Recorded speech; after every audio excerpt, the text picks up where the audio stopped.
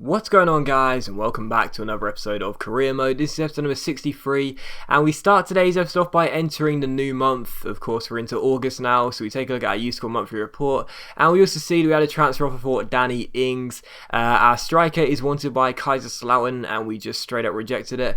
Really, I probably should have negotiated that one, because Ings, like so many of the players I've brought, just hasn't bothered increasing despite getting relatively good game time. Okay, Ings is a fourth choice striker, but he's still got quite a lot of games, don't forget, and scored quite a few goals. But I don't know, that's just typical my luck, really. But still, putting a new bid for Rakik. Still not too sure whether we are going to go ahead and sign him or not. I'd still like to, but I don't know, we'll have to wait and see. And also, we had our third and final pre-season friendly against Augsburg here, the Bundesliga side, and we lost by a goal to nil. Are they Bundesliga or the division below that? Well, the German side. We lost it by a goal to nil. S-Vine scoring the goal, everyone's favourite, and we lost it 1-0. So not exactly good to lose 2 out of 3 pre-season friendlies and draw the other one, but don't read too much into that, because quite frankly, you know, they're simulator games, they're with backup sides. We'll be playing a lot better with our first team and actually controlling the side. Jolien Lescott is on his way to White Hart Lane for £2.4 million.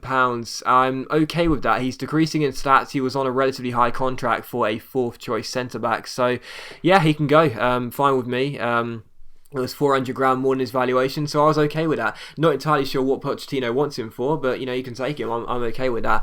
Anyway, after that, we saw that we put inquiries in for a couple of players. Lucas Romero, who I've wanted since day one. I'd still like to get hold of the guy, but I can't see it happening. Found this funny as well. Nastasic came to us and said about Lescott's spot. Boss, I think I'd make a great replacement for Lescott's vacant spot. And I was like, really? You've been our first choice centre back for 2 years, and now you say that you want to compete to earn back the centre back place of a player who wasn't even first team anyway? That was quite bizarre. But anyway, following that, put a new bid put in for Lucas Romero. Also put in a bid for Leroy Fer as well, the Queen's Park Rangers midfielder. Not too sure whether we'll be able to get hold of him or not. Again, I'm including Craig Gardner in these bids because clearly we don't need him anymore. And also Sophia Taider of Inter Milan as well. Only £5 million into once. We put in a straight bid of £3 million, and we'll wait and see what they say. Also had a transfer offer for guess who? Craig Gardner. It always seems to happen. Whenever I put a player in a swap deal, they finally get a transfer offer.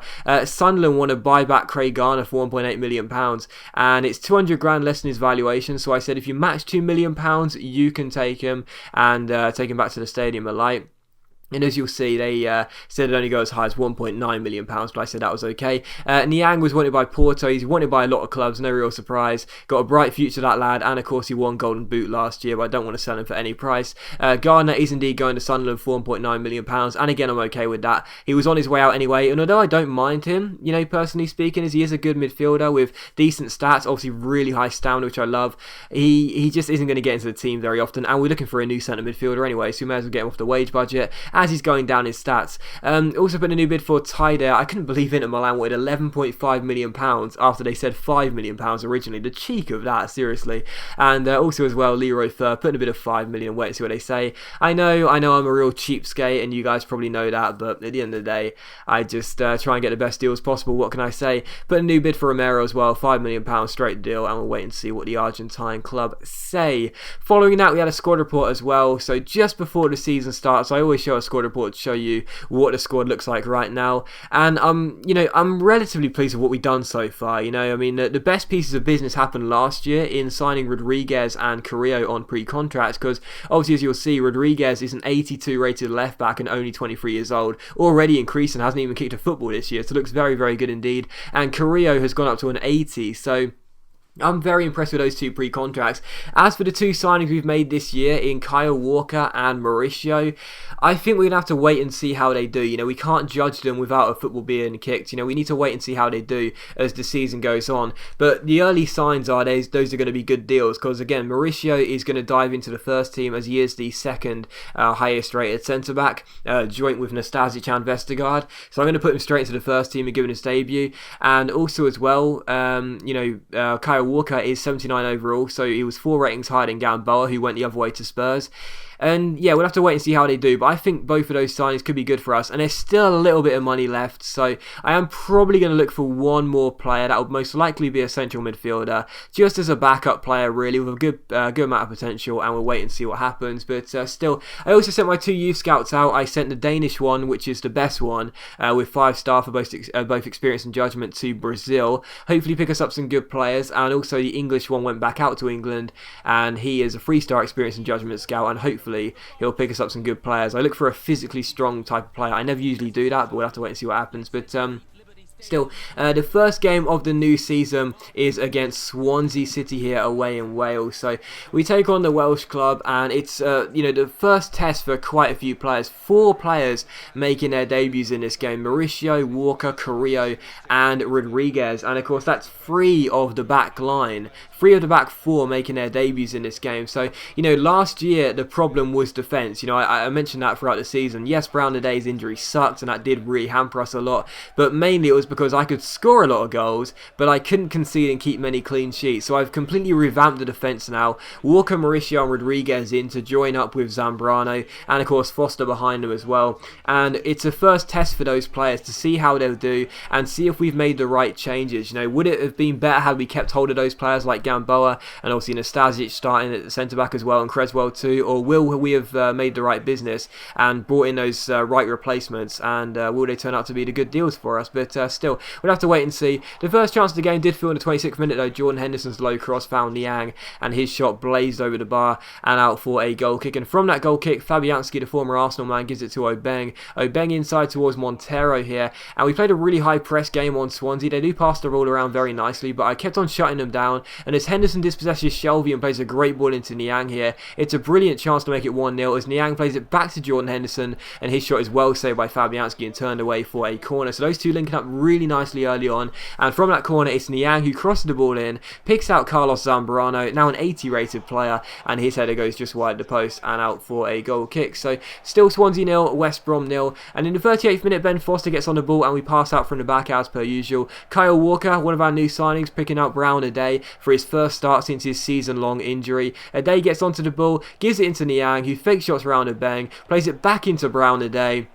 And doesn't that feel good? Brown Aday scores, celebrates in front of the travelling fans, and 39 minutes is all it takes for him to come back and score a goal in a West Bromwich Albion shirt. And I know last year we talked about Brown Aday, and I was thinking about swapping him for another striker and getting him out of the club as he was out for the rest of the season, but I think keeping him here, we're going to be rewarded, because we could have swapped him for a player like Musa for just £2 million plus a day, but I think personally we are going to be rewarded keeping hold of Aday, because he scores his first goal since injury and makes it 1-0. And in the 55th minute we doubled our lead, and it was Mauricio who got the goal. So a debut goal for our centre back. That felt very good indeed. Mauricio heading the ball into the back of the net and making it 2-0 to Swansea here. So very good header by the Brazilian, and I mentioned his jumping stat being 88 as well. For a 6'1" centre back, that is very handy. Means he's going to win a lot of headers in the air. He could be a good threat for us when going forward with corners and free kicks. So great to see Mauricio get his debut goal, and that made it 2-0. And in the 58th minute we're through again here. Aday chips it onside towards Niang.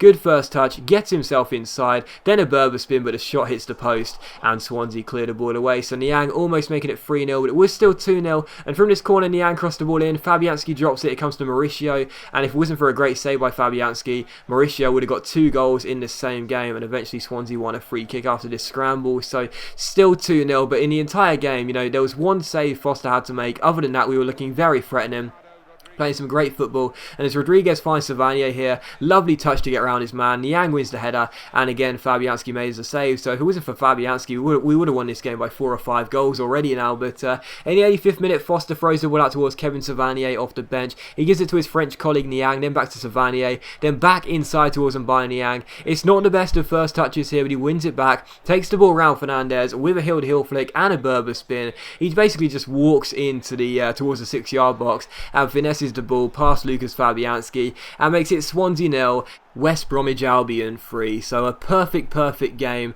Everything went according to plan. Every single player played fantastically well, and most importantly, as you'll see, we did indeed end the game with a clean sheet as well. So with a new defence, three of the four defenders we've got in our back four being new players. Very pleased to keep a clean sheet. And Mauricio again almost scoring another goal. He could have had a hat-trick of headers in this game. That one hit the bar, but still a great performance, and things are looking very positive right from the off, and that's exactly what we like to see. So as always guys, a big thank you for watching the video. I really hope you have enjoyed it. If you have enjoyed today's episode, then please do leave a like, because it is much appreciated, and of course it really does help my channel out, and I'll see you for the next episode of Career Mode very soon.